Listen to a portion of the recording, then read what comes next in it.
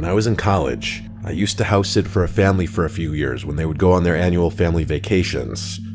I've had a handful of other scary, creepy experiences, but the one I want to talk about today was the one that forced me to quit house sitting for them. I was in my 20s and was trying to make ends meet. House sitting was one of the many side hustles I had. The family would be going on a 2-week vacation abroad and wouldn't have any service, so if anything went wrong, I would have to call the police or their relatives depending on the situation. Please keep in mind that I've already had a few creepy experiences with their house prior to this, but it was never scary enough to deter me because they paid me very well. I used to work at an animal shelter, so I was well versed in animal care, and I knew about cat behavior. This family had 4 cats who were all very well behaved. For the first few days, all was well. I slept in the guest bedroom and went to school from their house because they lived close enough to where I could just walk to class and didn't have to pay for parking or bring lunch since I could just go back to their place. Then the issues began after a few days. My boyfriend at the time came over with dinner to keep me company, as he knew I was always a bit creeped out by the house. We sat in the guest bedroom and watched TV for a few hours eating, until he said he needed to go home. Sometimes he'd sleep over, but he told me on this particular night that he had a strong gut feeling he needed to sleep at home. He urged me to go home because that gut feeling he had was really bad. At that point, it was around midnight, and to be honest, I didn't want to go home. To put it bluntly, I have a complicated home life and didn't get along with my parents. The only time I'd get a break from home was the annual house sitting once a year, and I didn't feel like wasting it. My only sibling, who's also my best friend, moved out due to the toxicity, and honestly, home wasn't home without them anymore. I told him that I'll be fine and I'll lock up after he left. He was still really uneasy and tried to persuade me to go home once again. He tried to explain that while he had slept over before, for some reason tonight the house just felt unsettling. I thought it was because the house was over a century old, but it was just renovated, so I felt better about it. I reminded him that there was a home security alarm that I always said, the neighborhood was safe, and I had 4 friendly cats with me.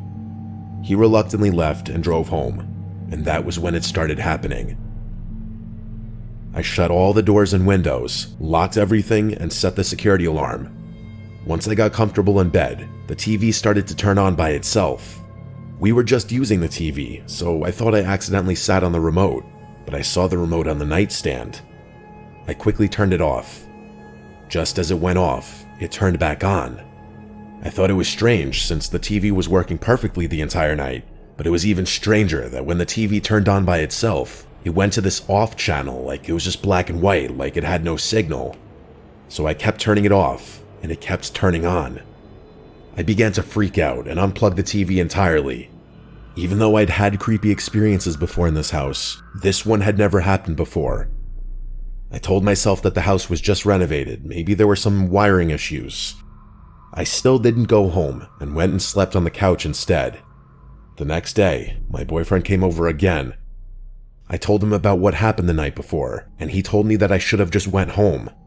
I was pretty freaked out, but honestly, it was still not as bad as having to deal with my family. That night, we had dinner together again and watched a movie in the living room. For this next part, I do have to explain the house structure. The house is 2 floors. There's a first floor where you come in through the front door straight into the living room, and the second floor is actually the basement, which is essentially a big living room with another room that can be used as a spare bedroom. The stairs leading downstairs are incredibly creaky and creepy. I don't understand why they didn't fix it during the renovation. As for the cats, they love to be everywhere and anywhere. They all had the personality where they wanted to be around you, but not necessarily held or cuddled. They were all pretty calm cats that liked quieter environments. Of the 4 cats, there was one cat that was the youngest at around 3 years old, and he was just a bit smaller than the other 3. That night, as we watched the movies, my blood ran cold as I heard sounds from the basement that sounded like an infant crying. My boyfriend froze as he slowly turned to look at me, as if signaling to me silently if I heard it too. I remembered from my time working in the animal shelter during my training that sometimes cats sound like babies, especially if they're in duress. As I mentioned earlier, the cats like to be around people and will follow you around the house, but not close enough to cuddle. I counted and only counted 3, The little younger cat was missing. I figured it must be the younger cat and went downstairs to the basement where I found it stuck in the spare room. He was smaller but more energetic than the other cats. He somehow closed the door behind him and was stuck in the room all alone. I carried him up the stairs and we resumed the movie. Mid-movie, we did pause it as it was time to feed the cats. The owners had a strict food schedule for their cats. The cat's food station was in the kitchen, and the kitchen was the only area that connected to the basement. To best explain the layout of the house, the main entrance connects to the living room. The living room then diverges into two different sections. One connects to the kitchen and the other connects to 3 bedrooms. One being the spare bedroom, a master bedroom, and another bedroom that belongs to the family's child, with the living room being connected to the kitchen as well. The kitchen was the connecting area where you must enter it to go to the basement or living room. For these cats, the only time that they didn't want to be around humans was while they were eating and after they ate, as they like to take naps or rest with their full bellies. They like to nap in the master bedroom or the teenager's room, as it smells like their family. They always did this every year that I babysat them, so it wasn't new. It also wasn't unusual to not see them for a little bit after mealtime. We finished our movie and went into the kitchen, void of any cats. As we were enjoying dinner, we both once again heard crying noises from the basement. It was naturally louder because we were in the kitchen, which was closer to the basement. I didn't see any cats in the kitchen, and I didn't think to check the living room because I was panicking internally. My boyfriend was visibly creeped out, and I told him I'd check it out since it was likely the cat again. I couldn't help but notice that the cries sounded a little different from earlier. It was more frequent and higher pitched. I turned on the lights to the basement and slowly crept down the stairs saying the cat's name. With each step, the crying got louder, but when I finally made it down, the crying abruptly stopped. I checked the spare room, any crevices, and under the couch. He was nowhere. At that point, I was feeling so scared and could hear my heartbeat in my head. I don't even go on regular walks, I definitely don't jog, and I absolutely don't run, but I ran up those stairs like my life depended on it. When I got back into the kitchen, I felt my whole body go cold as my heart sank. My boyfriend was standing in the kitchen with a horrid look on his face, as all 4 cats surrounded him. He told me that as I went down the stairs to the crying noises, the 4 cats came out at the same time from the area where the bedrooms were. No cat had been downstairs the entire time. I immediately and silently packed up my items, jammed it into my backpack, and we both left the house. For the remaining week, I would only return to the house once a day to clean the litter box and feed them. I know I was going against their eating schedule, but at that point, I really didn't care. After the last day, I locked up, dropped the keys into their hiding spot, thanked them for the opportunity, but that it was my last time, and I never returned. I hated that house, and looking back, the experiences I had each year seemed like it was escalating. I should have stopped much sooner. I still remember calling my sibling during the drive to my parents' house after the incident. I felt even worse when they revealed that they also had their own experience in that house, and kept it away from me because they knew I was trying to save money to move out, and they didn't want to scare me.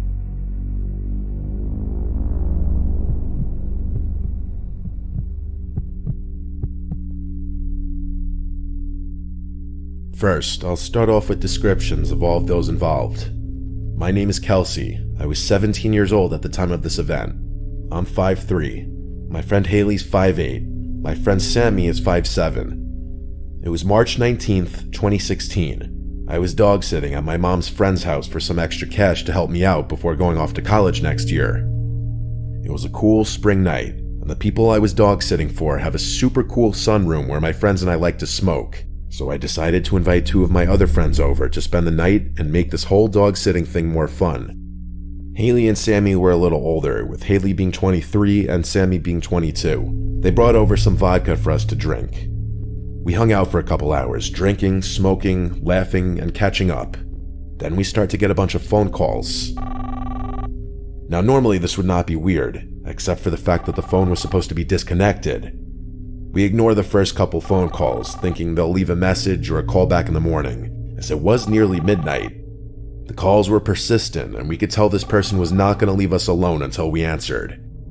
Sammy decided to answer the phone, and there was a man on the line, claiming to have the owner's wallet at a gas station 25 minutes from the house, which did not make sense.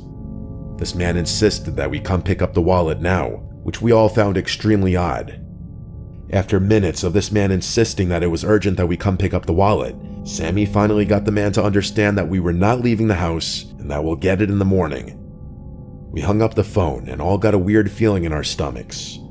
We grabbed the dog Willis and run into the back bedroom, shut all the blinds, and locked the door. We already have impaired judgment because of the weed and booze. We talk things out and we decide we were just being paranoid and the man was just trying to make sure we get the wallet back to the owner safely. Hours go by of us drinking and smoking some more. Then we decide to watch a funny movie and make some food to calm down and get ready for bed that night. We move from the sunroom to the living room and pop in a DVD. The sunroom is located in between the kitchen and living room of the house and the backyard by the pool. The door in between the pool and the sunroom does not have a lock on it, but the door that's in between the kitchen living room and the sunroom does not have a dog door for Willis to go out back to go to the bathroom. So we all agree that although we were a little spooked by the phone call, we were in a safe neighborhood and Willis would bark if anything were to come to the door. Time creeps by. We were laughing on the couches, Haley and I sitting next to each other on one and Sammy across the room on the other. The clock struck 3 a.m. and that's when things started to get creepy. Remember earlier how we left the lockable door open to the sunroom so that Willis could get outside to pee? That's where he entered from. I'm fully immersed in the comedy, but do you ever get that unexplainable feeling that you're being watched by somebody? That feeling suddenly became overpowering. I turn towards the kitchen and see a dark mass hunched over in the kitchen. I freeze and for a second think I'm seeing things. I watch as this mass reaches up into the cabinet, and that's when I realize there's someone in the house. I nudge Haley's side with my elbow and say real quietly, "Haley, I think there's somebody in the house." She looks into the kitchen and screams bloody murder. This dark mass then whips his head around and looks directly at me. We make eye contact, and I felt my entire body tense up. All I could see were his piercing blue eyes contrasting against the orange lamp just below the cabinet on the table. Everything else was covered by his black hoodie, pants, shoes, and gloves. He even wore a ski mask that covered up to his nose and mouth. Sammy then gets up to look at what Haley and I are staring at, and somehow musters up the courage to yell, "Get the fuck out." He calmly closes the cabinet and slowly walks out the sunroom doors. We immediately get up and rush to the corner of the room farthest from where he was crouching and call 911. They arrive 3 minutes later and search the entire apartment, take our statements, and sit outside the house for the rest of the night to see if the intruder would come back. The three of us did not stick around long enough to see if he would. We leave our booze, weed, and my car all at the house with the cops and the dog and head home. We come back the next day to find clothes all throughout the house messed with, and crumbs by the doggy door, understandably so Willis wouldn't bark at whoever came in. To this day, we still have no idea who called us and or who came into that house. I have not been back since.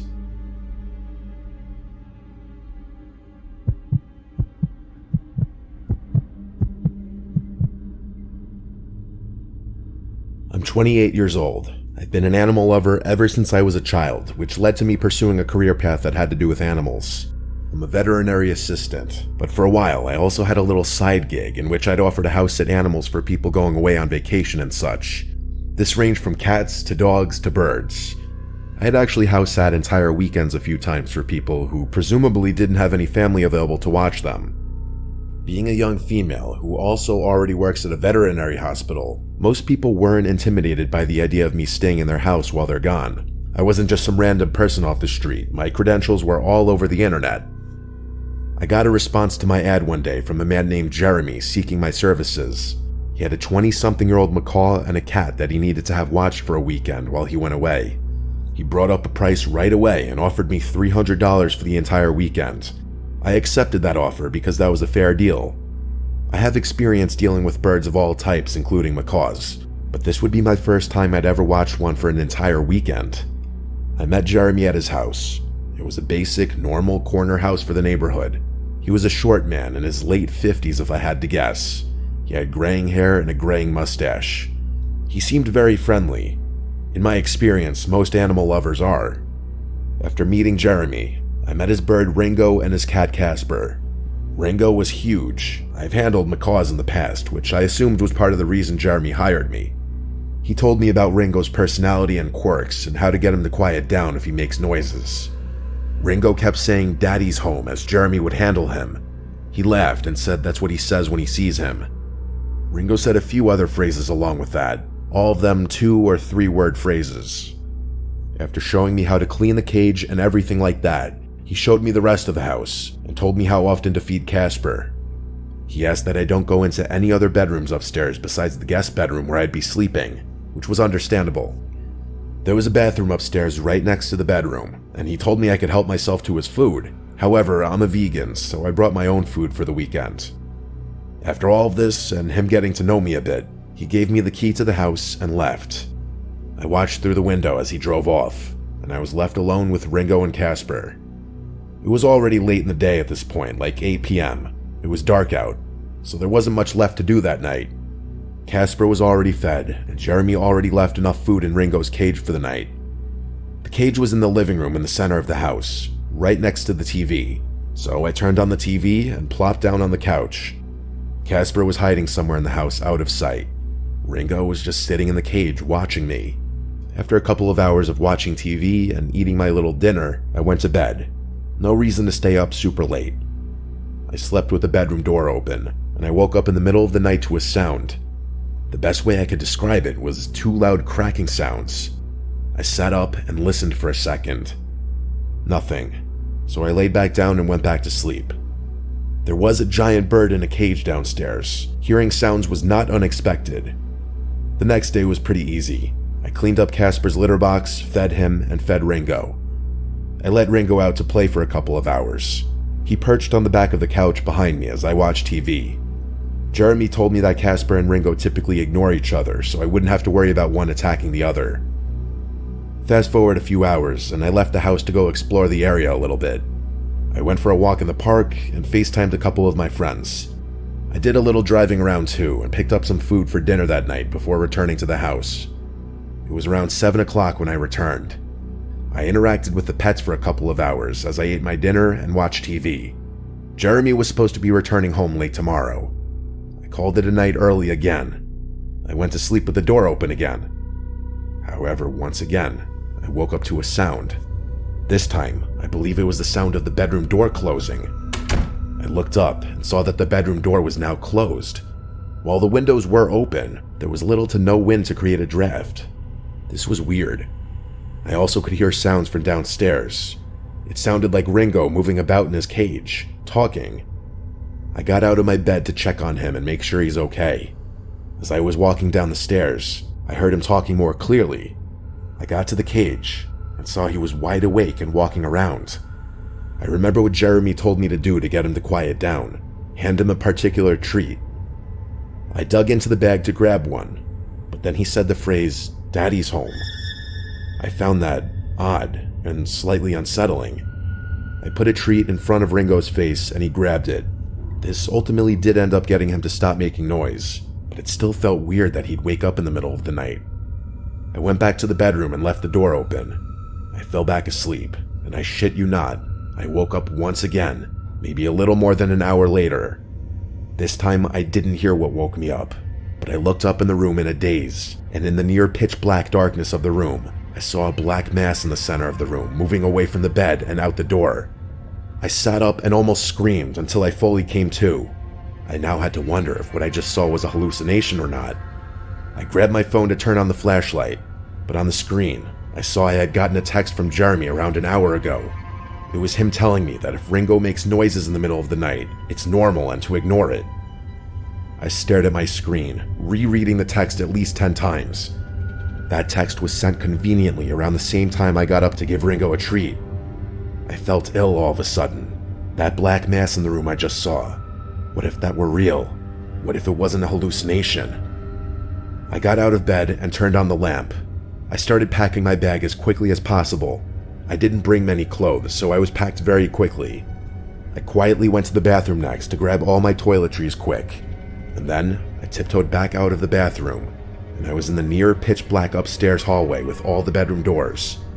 I looked down the hallway, and I could swear I heard the faintest sound coming from one of the bedrooms. I don't know why, but this overwhelming curiosity almost hypnotized me, and I crept down the hall to what I presume to have been the master bedroom. I put my ear up close to the door, and I heard a rattling sound. It sounded like a bed rocking. He was in there. That fucking creep. I knocked on the door and said, "Jeremy, are you in there?" The rocking sound stopped, and there was now dead silence. I repeated myself, and this time said, "If you're in the house, I need to know right now before I leave." Still silence. I left the house in a hurry, leaving the key on the table, and I didn't look back. On my drive home, I sent him a long voice text saying I'm considering reporting this to the authorities as some sort of stalker or breach of privacy situation, and that I was extremely disturbed that he was in the house. He immediately tried calling me 3 times, but I was honestly too scared to pick up. He then sent me a text apologizing and stating that his brother unexpectedly came home that night. I knew it was complete horseshit. I demanded he just pay me and I won't pursue this any further. He sent me a payment via Zelle, and that was that. I hate to even mention this part, but the next day, I realized I was missing a certain article of clothing from my bag that I know for a fact was grabbed out of my bag by him. I have largely chosen to block this memory out. This will be the first and last time I ever write a detailed recounting of this experience.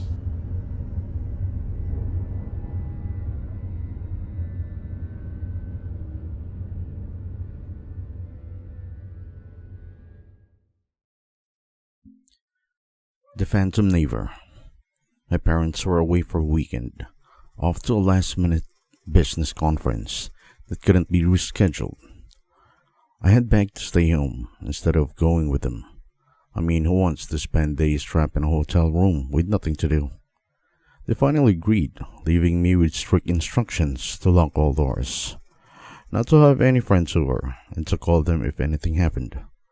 I agreed, just looking forward to having house myself, with some snacks and my favorite shows anyway. It was Saturday night and I had just settled into the couch with a bowl of popcorn when a phone rang. The thrilled tone made me jump. I picked it up.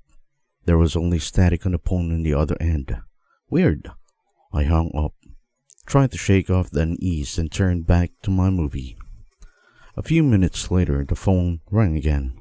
Static. This time I waited, listening closely to catch any sound beyond the hiss. Was someone breathing? And then I heard it, faint, almost lost in noise. A name, Grayson. My heart skipped a bit. Grayson? I hadn't heard that name in years. It was the name of the old man who lived here next door before he died. Mr. Grayson was strange, always kept to himself. The neighbor kids used to tell stories about him. How he'd love to talk about people who weren't there. How he'd wandered around the night. After he died, no one moved in. His house just sat there empty, decaying. I hung up quickly, telling myself it was just a prank. Some kids messing around. But so no matter how much I tried to focus on the movie, my thoughts kept drifting back to the old house door. I found myself glancing at a window one more time. And the Grayson house seemed to hide something I couldn't see. Then out of nowhere, the TV screen flickered, and the image distorted. I stared at it confused. Was it the signal? But the weird thing was, the distortion wasn't random. The static morphed into shapes, letters almost, like someone was trying to write something. I grabbed the remote and hit the power button, but the TV stayed on. The letters on the screen became clearer, spelling out a single word, help. My breath caught in my throat. This had to be some kind of joke, right? But who had to go such lengths just to scare me? I shut the TV off manually and sat back, my heart racing. As I started to calm down, I heard it, the unmistakable sound of footsteps upstairs. My head snapped towards the ceiling. There shouldn't be anyone else in the house. I listened intently, holding my breath. The footsteps were slow, deliberate, moving from one room to the next.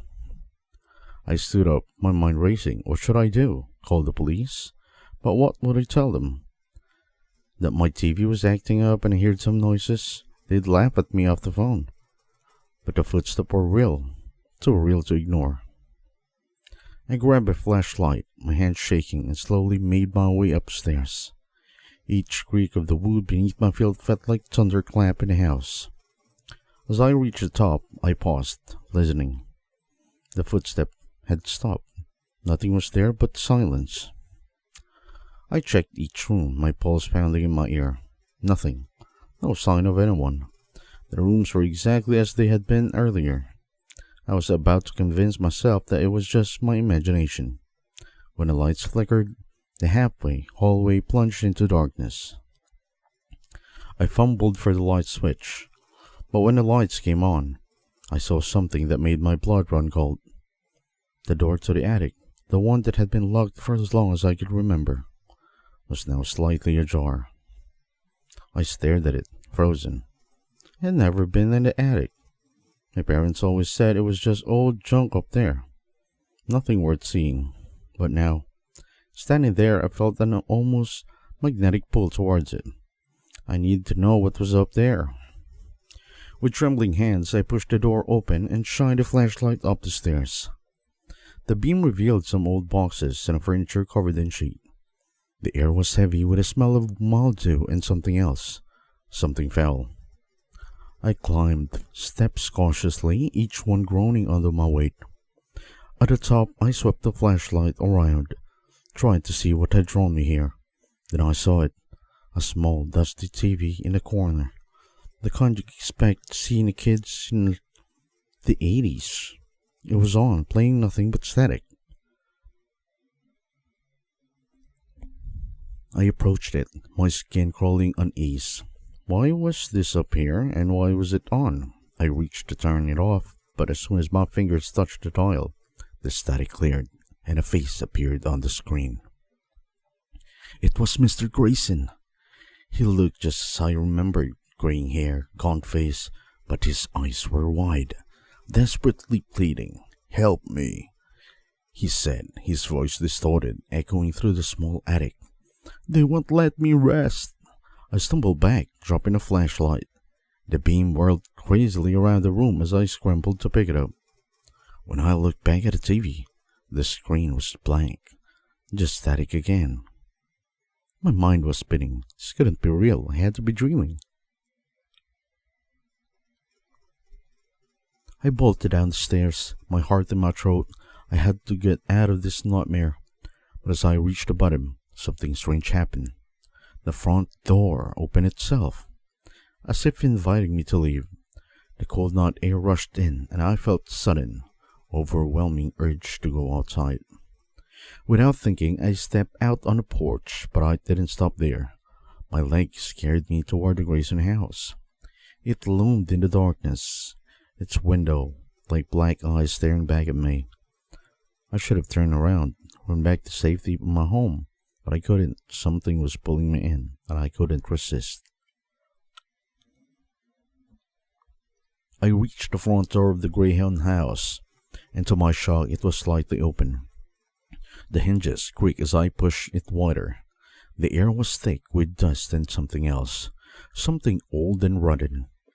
I stepped inside, the floorboards groaning under my weight. The darkness swallowed me. The only light coming from the shaky flashlight. The inside of the house was worse than I imagined. Furniture covered in dusty sheet, wallpaper peeling off in long strips, and a thick layer of grime coating each surface. Then out of the corners of my eye, I saw shadows moving, figures emerging from the walls. They were vague, ghostly shapes, their faces blurred, but I could feel their fury and hunger. They had to be the ones keeping Mr. Grayson here, trapping him in this nightmare. "Leave now," they hissed. "The living is not welcome here." Panic surged through me. I turned and ran, not caring where I was going, just needing to get out. I could hear the voices behind me, echoing through the hallways, but I didn't look back. I burst through the front door and out in the cold night, gasping for air. As soon as I crossed the threshold, the door slammed shut behind me, with a force that rattled the windows. The house stood there, dark and solid once more, as if nothing happened. I staggered back, my mind racing. What had just I seen? Was any of it real? But as I stood there trying to make sense of it all, I felt the presence behind me. Slowly I turned around, and there, in the window of the Grayson house, I saw Mr. Grayson's face one last time. He looked at me with those hollow eyes, his mouth forming one final desperate word, help. Then he was gone.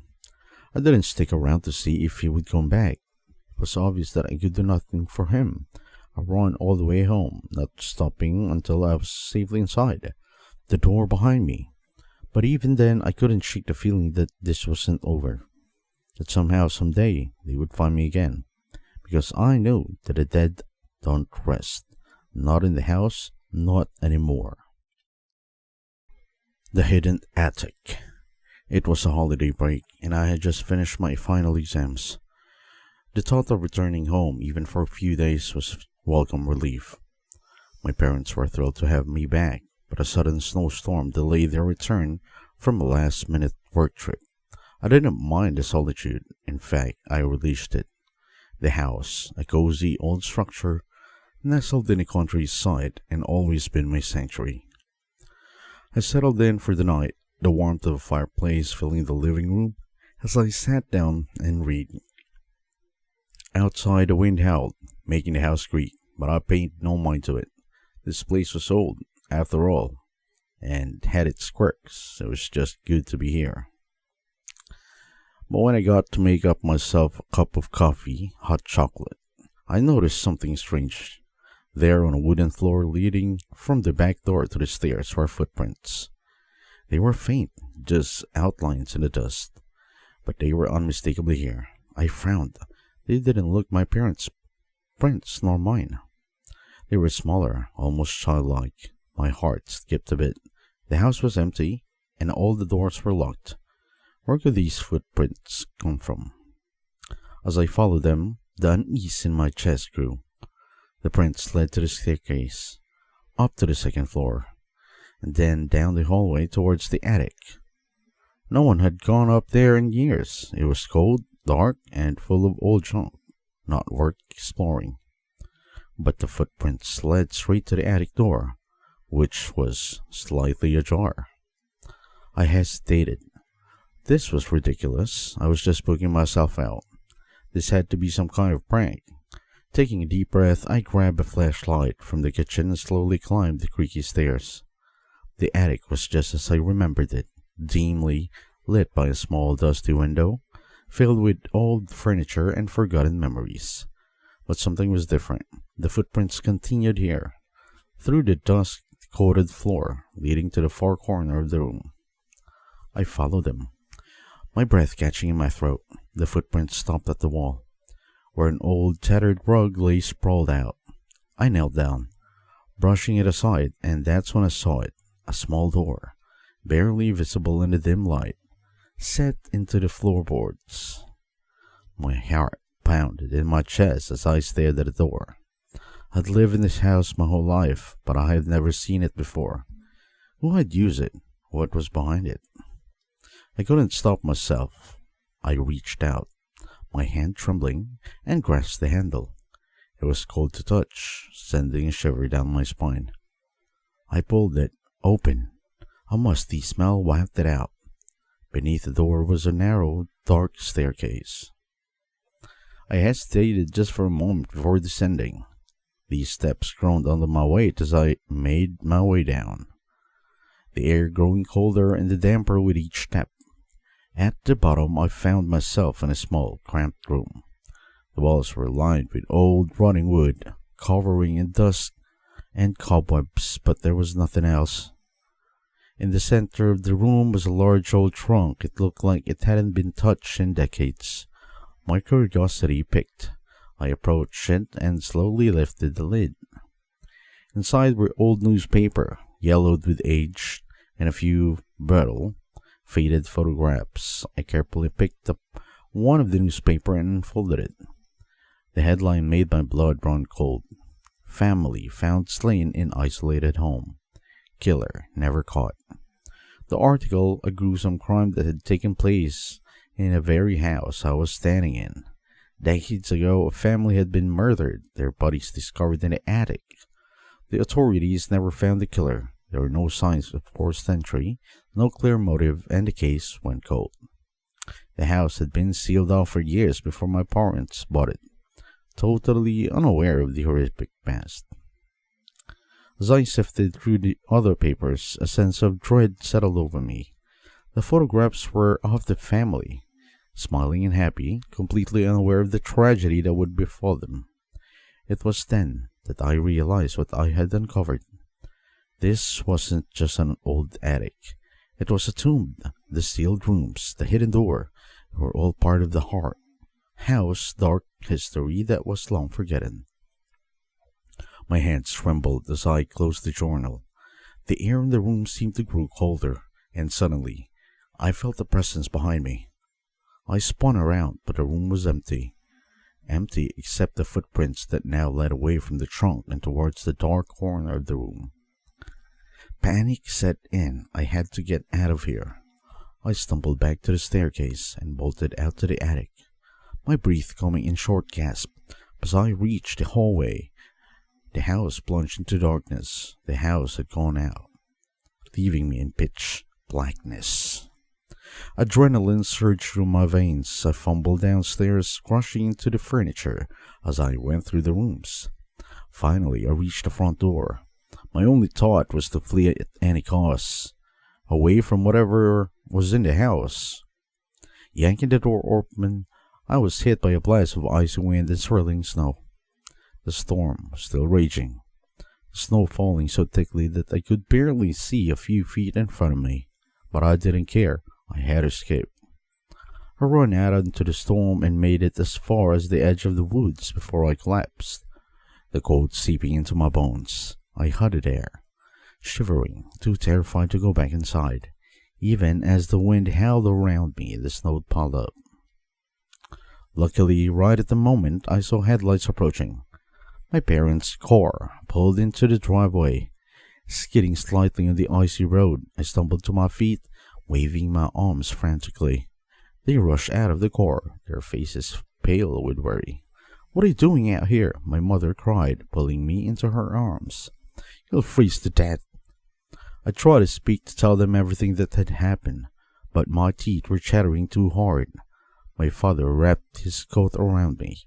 They led me back towards the house. I resisted, panic flaring up again, but they didn't understand. They thought I was just scared because of the storm.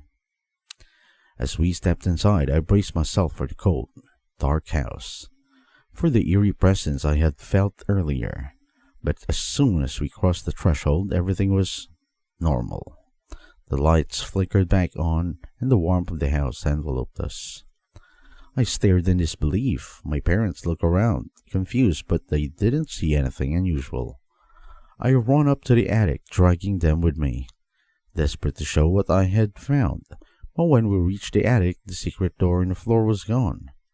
The rug undisturbed, the dust on the floor thick and unbroken. "It was here," I insisted, my voice shaking. "I found a room, the footprints." But there was nothing, no signs of anything that I had seen. My parents exchanged worried glances, clearly thinking that a storm and the isolation had gotten to me. They tried to calm me down, assured me that it was just my imagination, that nothing was wrong with the house. But I knew better. I knew what I had seen, what I had felt, and I know that whatever is in the house had somehow hidden itself away again, leaving no trace of its existence. But I couldn't explain it. I could only shiver as they led me back downstairs, where the fire was crackling warmly, as if nothing had ever happened. My parents tried to soothe me with hot chocolate and reassurances, but I couldn't stop trembling. Even now, days later, I can't stop thinking about it. The hidden room, the tragic story of the family, the footprints that led me to that terrible discovery. I haven't told anyone else what happened. Who would believe me? But I know one thing for sure. Some secrets are better left buried, and some doors should never be opened. The stranger at the door. I've lived in this neighborhood my entire life. It's a quiet place. tucked in a sleepy little town where nothing much ever happens. Our house is at the end of the cul-de-sac, surrounded by woods on one side and few other homes on the other. It's the kind of place where everyone knows each other, where doors are left unlocked, and the biggest excitement is occasional block party. That Friday night was supposed to be no different. My parents were out of town for the weekend, and I was looking forward to a quiet night. Maybe I'd order some pizza, catch up on a new show, and just relax.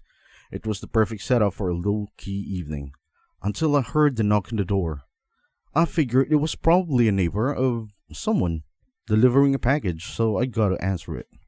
When I opened the door, I was greeted by a man who looked 30s, maybe early 40s. He was dressed casually, jeans, a jacket, and a baseball cap pulled lower over his eyes.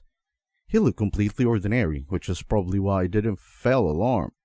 At first, he smiled a little too wide and said, "Hi there, sorry to bother you, but I'm kind of lost. Could you possibly use your phone to call a friend?" Something about his request felt off. These days, who doesn't have a phone? But I didn't want to be rude, so I hesitated for a moment before nodding. "Sure, I guess," I said. Stepping back to let him in, I handed him my phone and watched as he dialed the number. He pressed the phone to his ears and waited, but something strange happened. He never spoke. After a few moments, he handed the phone back to me. "No answer," he said. He smiled falteringly, slightly. "Mind if I wait here for a bit, just until I can get hold of my friend?" Now, alarms were starting to go off in my head. The situation was getting weird, but I still didn't want to be the paranoid type who jumps to conclusion.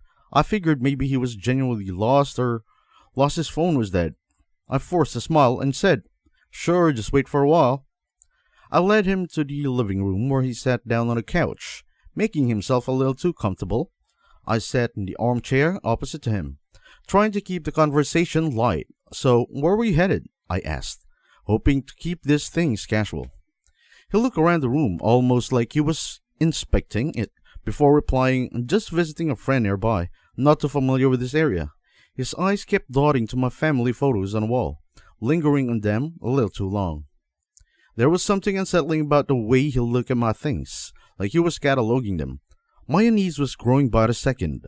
I started to regret letting him in, but I didn't know how to ask politely to leave, without making things awkward, or worse, provoking him.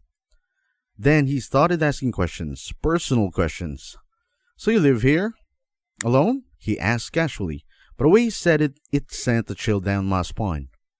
"No, my parents are just out for a bit." I lied, trying to sound nonchalant. He nodded, but I could see a flicker of something in his eyes. Was it suspicion? Curiosity? I couldn't tell, but it made me uncomfortable. Minutes passed and the man made no effort to leave or check his phone again. Instead, he kept trying to engage me in conversation, steering it toward increasingly personal topics. "I must have a lot of friends around here," he said. "Do they come very often?" Something about the way he asked was making me feel like he was probing, trying to figure out if anyone would be coming by. I could feel my pulse squinting. I needed to get him out of the house, but I didn't know how to do it without setting him off. I forced a laugh. Actually, it was just about he'd out to meet some friends. I lied. "I can give you directions to where you were going if you want, but I really need to get going." He looked at me for a long moment, his smile fading. "You know," he said weakly, "I think you're lying to me." My heart skipped a bit. "What do you mean?" I asked, trying to keep my voice steady. "You're not going anywhere," he said, standing up from the couch, "and I don't think your parents are coming back anytime soon either." Panic surged through me. How did he know that? Had he been watching the house? The realization that this man had likely been planning this filled with me. With terror, I need to get out of here fast. I stood up, trying to appear calm despite the adrenaline coursing through me. "I think you should leave now," I said firmly, trying to sound more confident than I felt. He didn't move. Instead, he just stared at me. A dark look passing over his face. "I don't think so," he said quietly. "I've been waiting for this moment for a long time. You're not going anywhere." I realized that this man wasn't just a random encounter. This man knew who I was. He had targeted me specifically, but I still didn't know why. Without warning, he lunged at me. I barely had time to react, but instinct kicked in. I dodged to the side and grabbed the nearest object, a lamp, and swung at him. The lamp shattered against his shoulder, and he staggered back, but he wasn't down. I ran for the front door, but he was faster. He grabbed my arm, yanking me back. I screamed, kicking and thrashing, trying to be free. My mind was racing, desperate for a way out. I remembered the kitchen, knives. There were knives in the kitchen. I turned to face him, brandishing the knife between us. "Get out!" I screamed, my voice shaking with fear and rage. "Just get out and leave me alone." But he didn't stop. He lunged at me again, his hands outstretched, trying to knock my knife away. Without thinking, I slashed him. The blade cut deep into his arms, and he let out a howl of pain. Stumbling back, his blood began to pour from his wound. For a moment, he stood there, clutching his arm, seemingly realizing that he had lost the upper hand. Breathing heavily, I held the knife out in front of me, ready to strike again if he came any closer. I said, "Get out!" I shouted, more forcefully this time. He staggered back, his hand still pressed against the bleeding wound. "This isn't over," he said, his voice low and menacing. "I'll be back." With that, he turned and walked out of my house, slamming the door behind him, leaving a trail of blood on the floor. I stood there, trembling, the knife still in my hand. As the reality of what just had happened sank in. I didn't know who that man was, or why he had chosen me, but one thing was clear. I had narrowly escaped something truly horrifying. I quickly locked all the doors and called the police, my hands shaking as I dialed. When they arrived, I gave them the description of a man and told them everything that had happened. They promised to patrol the area, but I knew it would be a long time before I felt safe again. That night, I learned a valuable lesson. A lesson that I hope anyone who hears this story takes to heart. Trust your instincts. If something feels off, it probably is. Don't let politeness or fear of awkwardness put you to danger. I was lucky to get away, but not everyone is. I had seen that man since that night, but his words still haunt me. "I'll be back," he said, "but if he ever does come back, I'll be ready."